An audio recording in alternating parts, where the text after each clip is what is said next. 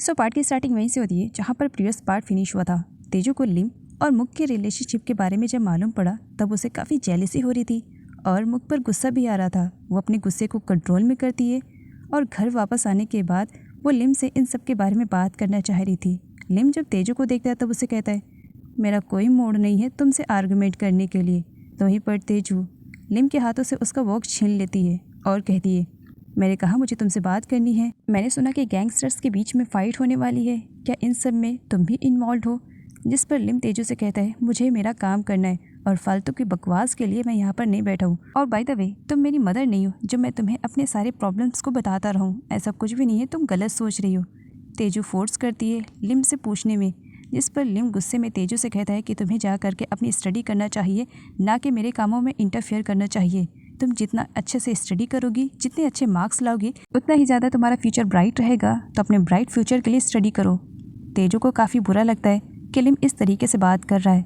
वो नाराज़ होकर के ऊपर चली जाती है और रूम में जाने के बाद पिलो से बेड पर खूब मारती है और इमेजिन करती है कि ये लिम है और गुस्से में कहती है, खुद को टाइगर बॉस कहते हो? अरे तुम मेरी नज़रिए से देखो, तुम एक कैट हो, जंगली बिल्ले कहीं के। जब देखो जब मुझ पर इसी बात का रौब छाड़ते रहते हो कि जाकर स्टडी करो स्टडी करो। स्टडी के अलावा भी मेरे पास बहुत सारे काम है करने के लिए, लेकिन नहीं, बस स्टडी ही स्टडी करो। इधर लिम शावर लेने के लिए जा रहा था। वो टॉवल में था। वो अपने बॉडी पे चाकू के निशान को देखता है। ये निशान उसी टाइम का है जब उसने तेजू को बचाया था और उसे चोट लगी थी। उस चोट को देखते हुए वो हल्की से स्माइल करता है और तेजू को लिटिल डेविल बुलाता है। पुलिस ऑफिसर रोन लिम से मिलने के लिए उसके राइस मिल में जाता है, जहाँ पर वो लिम से कहता है, 1 महीने हो चुके हैं लेकिन तुम्हारा रिकॉर्ड चेक किया है, कोई भी इल्लीगल काम तुम नहीं कर रहे हो, सब काम लीगल तरीके से। वैसे मैं काफ़ी हैरान हूँ, मतलब तुम माफिया ग्रुप में रहते हो लेकिन फिर भी लीगल तरीके से काम कर रहे हो। क्या मेरा वहम है या फिर सच में तुम अच्छे हो? तब लिम हल्की सी स्माइल करते हुए रोंग से कहता है, वैसे तुम काफ़ी ईमानदार वाले पुलिस ऑफिसर हो। जिस पर रोंग कहता है, क्या तुमने मेरी जासूसी की है? तब यहाँ पर लिम कहता है, जासूसी नहीं की है लेकिन पता चला है। खैर ये चाय पी लो। दोनों ही चेस करते हैं लेकिन रोन चाय पी लेता है जबकि लिम अपनी चाय को फेंक देता है। रोन कहता है, तुमने अपनी चाय को फेंक क्यों दिया? तब लिम कहता है, इस वजह से क्योंकि उसमें पॉइज़न था। रोन अपने गले को पकड़ लेता है, क्या सच में तुमने पॉइज़न वाली चाय मुझे दी थी? इसका मतलब मैं थोड़ी देर में मरने वाला हूँ? क्या सच में तुमने पॉइज़न मुझे दिया? लेकिन मुझे किसी भी टाइप का फील तो नहीं हो रहा है। तब यहाँ पर लिम हंसने लगता है और लिम की हंसी में ही इस बात का सबूत था कि उसने चाय में कुछ भी नहीं मिलाया था, वो तो बस मजाक कर रहा था। रोन कहता है, मुझे मालूम नहीं था कि तुम्हारी इस टाइप की भी पर्सनैलिटी है। लिम के पास कुछ राइस के ऑर्डर आ जाते हैं, वो उसमें उलझ जाता है। रोन वहाँ से जाने वाला था, तभी वहाँ पर तेजू आ जाती है। लिम उससे पूछता है, तुम यहाँ पर क्या कर रही हो? तुम्हें तो घर पर होना चाहिए ना, इस तरह यहाँ पर आने की तुम्हारी ज़रूरत नहीं थी, घर पर रहकर स्टडी करती। तब तेजू उससे कहती है, सही कह रही हो, घर पर तो मैं स्टडी कर ली थी, लेकिन आई थिंक तुम्हें जाकर देखना चाहिए, शायद मालूम पड़ जाए कि किस वजह से मुझे यहाँ पर आने की नौबत आ पड़ी। तेजू को इस तरीके से लिम से लड़ते हुए देख करके रोन स्माइल कर रहा था क्योंकि उसने फर्स्ट टाइम ऐसी लड़की को देखा जो कि काफ़ी डेयरिंग बाज उसे लगी। वो स्माइल कर रहा था। लिम उसे देखता है और रोन से कहता है, क्या तुम्हें यहाँ से जाना नहीं है? रोन वहाँ से चला जाता है। जब लिम घर वापस आता है तब उसे समझ में आता है कि तेजू घर से राइस मिल फैक्ट्री में क्यों आई थी, क्योंकि घर पर सभी लोग आ चुके थे जिनसे तेजू नफरत करती थी। मुक भी कहीं ना कहीं लिम को पसंद करती थी, इसी वजह से अपने अंकल का सपोर्ट लेकर के वो भी लिम की लाइफ में जल्द से जल्द एंट्री पाना चाह रही थी। इधर तेजू और टी खाना खा रहे थे। तेजू टी से पूछती है, क्या तुम्हें मालूम है कि सब लोग घर पर क्यों आ रहे हैं आजकल, और स्पेशली मुक? जिस पर टी कहता है, मैं ज़्यादा कुछ तो नहीं जानता हूँ लेकिन मुझे इतना समझ में आ रहा है। जिस पर तेजू उसकी बात काटते हुए कहती है, तुम्हें कुछ समझ में आ रहा है? अब तुम्हें क्या समझ में आ रहा है ये मुझे भी बताओ। टी कहता है, जहाँ तक मेरा मानना है हकाना अंकल और चैन अंकल दोनों मैच मेकर का काम कर रहे हैं। तेजू कहती है, मैच मेकर? मैं समझी नहीं। जिस पर टी कहता है, अंकल लिम और मुक की बात मैं कर रहा हूँ। मुक वैसे बहुत ही ज़्यादा प्रीटी है और मैंने तो सुना है अब तो वो प्रॉपर तरीके से लेडी भी बन चुकी है, और मुझे लग रहा है अंकल और मुक के बीच में कुछ ना कुछ तो केमिस्ट्री चल ही रही है। टी की बातें सुन करके तेजू गुस्से में खाना खाती है और टी की चाय भी उसके ऊपर ज़बरदस्ती गिरा देती है क्योंकि उस वक्त उसे जेलसी फील हो रही थी। योद की चायपत्ती वाली फैक्ट्री में अचानक से बॉम्ब ब्लास्ट हो जाता है जिसमें योद की जान तो बच जाती है लेकिन उसका पूरा प्रोडक्ट पूरी तरीके से बर्बाद कर दिया जाता है, जिसकी वजह से यूथ लिम से बात करता है और लिम को बताता है कि उसकी फैक्ट्री में किसी ने जानबूझ करके ये धमाका किया है। अब लिम पता करे कि इन सब के पीछे कौन है और यूथ की बात लिम को माननी पड़ती है। आगे लिम एक बंदे को किडनैप करता है जिस पर उसे डाउट हुआ था। वो उसे रस्सियों से बांध कर रखता है और उसे गन पॉइंट पर रख कर उसे डरा धमका कर किसी तरीके से ये जानने की कोशिश करता है कि किसके कहने पर यह बॉम्ब ब्लास्ट किया गया था, जिसकी वजह से यूथ का इतना सब कुछ नुकसान हो गया है। लेकिन वो बंदा ज़्यादा कुछ नहीं बता पाता है और बेहोश हो जाता है डर की वजह से। आगे दिखाया जाता है मॉर्निंग में लिम जब घर वापस आता है तब तेजू उससे यही पूछती है कि वो रात भर कहाँ गायब था। क्या सच में वो मुक को लाइक करने लगा है? क्या फ्यूचर में वो मुक से ही शादी करेगा? और आज की पूरी रात क्या वो मुक के साथ था? तेजू की इस तरीके से बातें सुन करके लिम शॉक में था। वो उसे कुछ भी आंसर रिप्लाई नहीं करता है और गुस्से में वहाँ से जाने लगता है ये कहकर कि तुम मेरे मैटर में इंटरफियर मत करो, एक बार नहीं कई बार बोल चुका हूँ। टी तेजू को रोकता है कि लिम इस वक्त बहुत ही ज़्यादा गुस्से में है, वो उससे जाकर के बात ना करे, बाद में जब उसका मूड शांत होएगा तब वो बात कर ले। लेकिन तेजू कहाँ किसी की सुनने वाली, वो ज़बरदस्ती लिम के पास जाती है और वही सारे क्वेश्चन रिपीट करती है, जिसकी वजह से लिम को बहुत ही ज़्यादा बुरा लगता है। वो तेजू से कहता है मैंने पहले भी तुम्हें वार्न किया है कई बार कि मेरे मैटर में इंटरफेयर मत करो, ये मेरा पर्सनल मैटर है और बस मैं तुमसे जो कह रहा हूँ तुम बस उतना ही करो, तुम स्टडी पर फोकस करो और अपनी लाइफ पर। जिस पर तेजू गुस्से में रोते हुए कहती है मुझे लगा था कि मैं तुम्हारी लाइफ में कोई इंपॉर्टेंस रखती हूँ, लेकिन अब मुझे ऐसा रियलाइज़ होने लगा कि मानो तुम ये सब कुछ बदले में कर रहे हो। मतलब तुम्हारे उन गंदे अंकल ने जो कुछ मेरे साथ किया है, क्या तुम उसका रीपे कर रहे हो मेरी स्टडी और मेरा खर्च चलाकर? तो ऐसी बात है, मुझे तुम्हारी हेल्प नहीं चाहिए। मैं पहले भी अपनी लाइफ में अकेले जी रही थी और आगे भी मैं जी लूँगी। मुझे लगा था कि मैं कोई इम्पोर्टेंस रखती हूँ, लेकिन आज तुम्हारी बातों ने मुझे अच्छी तरीके से समझा दिया है कि मैं तुम्हारे लिए कुछ नहीं हूँ। वैसे जब यहाँ पर मेरे लिए कुछ भी नहीं मैटर करता तो फिर रहकर फ़ायदा नहीं। तुमने जो कुछ भी किया थैंक्स, और अब आई थिंक मुझे यहाँ से चले जाना चाहिए कहकर रूम में आकर रोती है। तभी पीछे से लिम भी आता है जो डोर को नॉक करता है। तेजू डोर ओपन करती है और फटाफट अपनी पैकिंग स्टार्ट कर देती है। लिम उसे रोकता है लेकिन तेजू उसकी कोई भी बात सुनने के लिए तैयार नहीं थी, जिसकी वजह से तेजू को रोकने के लिए लिम को सच्चाई बतानी ही पड़ती है। और वह तेजू को बताता है कि जिस टाइप का वो सोच रही है ऐसा कुछ भी नहीं है। वो मुक से प्यार नहीं करता है, माना उसके अंकल चाहते हैं कि वो मुक के साथ रिलेशनशिप में रहे, लेकिन वो ऐसा बिल्कुल भी नहीं करेगा क्योंकि वो मुक से प्यार नहीं करता है और एक न एक दिन मुक को भी इस बात का रियलाइज़ हो ही जाएगा। इसी वजह से वो अभी मुक से कुछ भी नहीं कह रहा है क्योंकि वो हर्ट होएगी। साथ ही उसे रात वाले एक्सीडेंट के भी बारे में बता देता है कि उसी की छानबीन की वजह से वो मॉर्निंग में घर वापस आया है, इसी वजह से पूरी रात वो बाहर था। तेजू लिम से कहती है फिर तुम्हें ये बात मुझे पहले ही बता देनी चाहिए।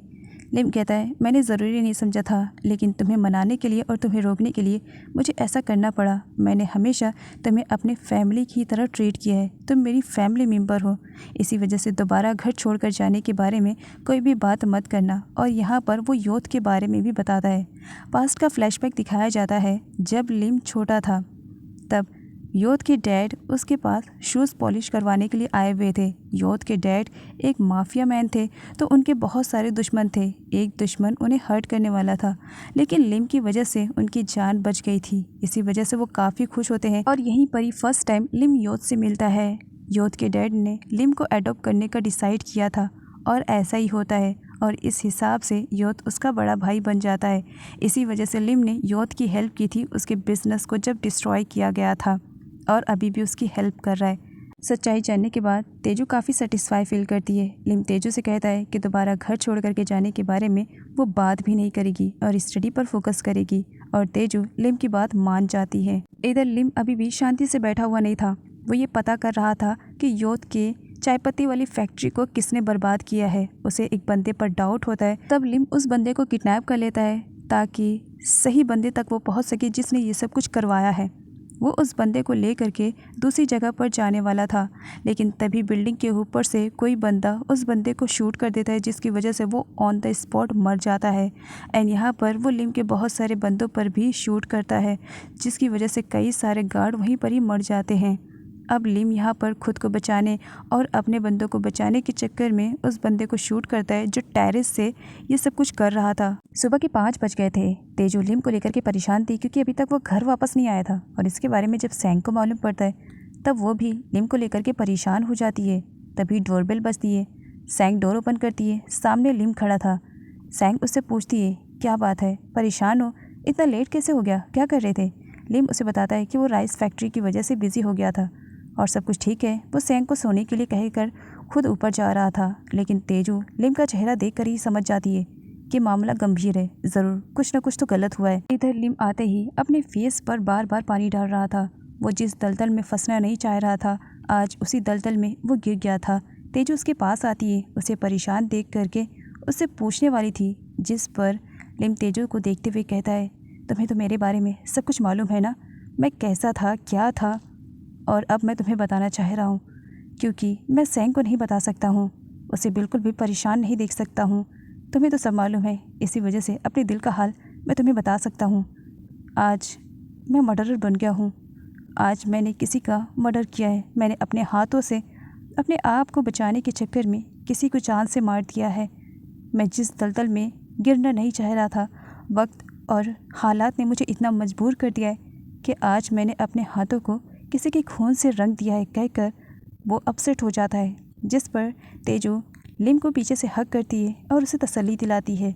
नेक्स्ट डे लिम जब अपने राइस मिल फैक्ट्री में था तब पीछे से तेजू सैंग को लेकर के जाती है और तेजू इस तरीके से एक्टिंग करती है ताकि उसके हाथ में जो टेस्ट के पेपर आए हुए हैं उसके मार्क्स वो लिम को दिखा सके।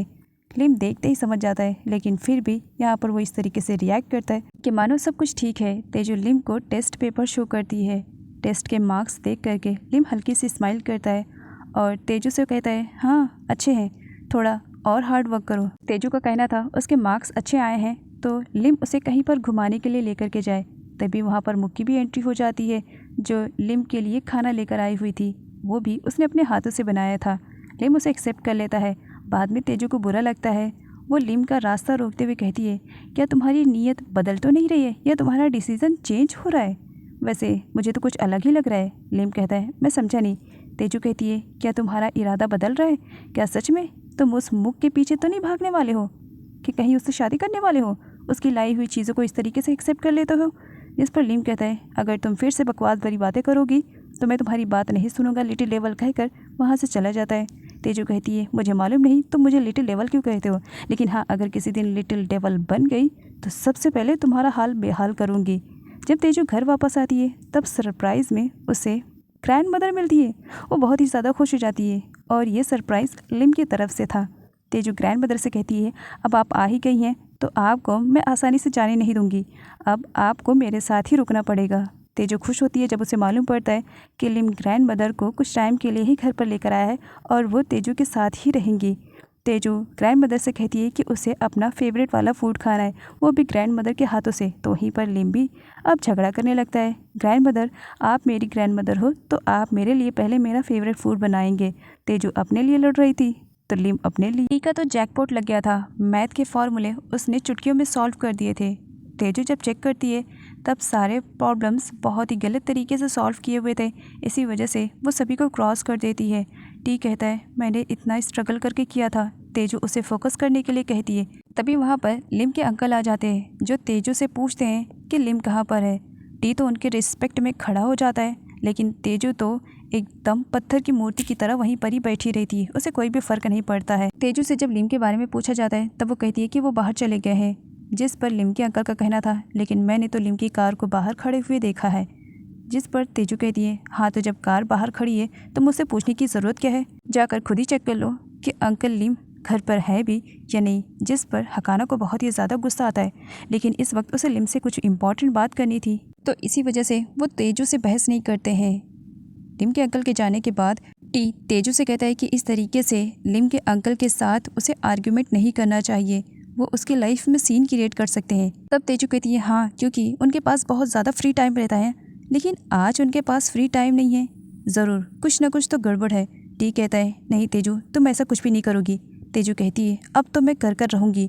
टी के मना करने के बाद भी तेजू कान लगा कर सुनने के लिए जाती है कि अंदर बात क्या हो रही है।